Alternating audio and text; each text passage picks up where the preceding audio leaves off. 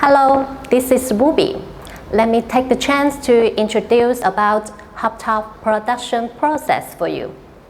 In HOLTOP factory, we have residential products assembling area, AHU sandwich panel, and metal sheet processing area, large products assembling area, medium products assembling area, air valve and evaporator processing area, fresh air purification ventilation system assembling area, and the Enthalpy test lab.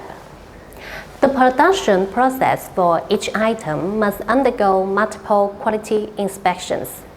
The engineers play an important role to control the quality of raw material before ahead, entering into the processing of parts and components.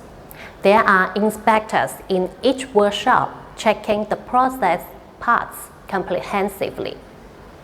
After finishing the assembling, the inspectors take care of complete machine test.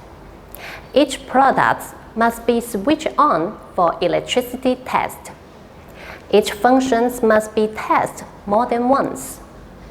All tests must be 100% qualified before package. Finally, the control engineers will carry out the random inspections of incoming products according to the regulations. They will open the package and test them again from the appearance to the performance.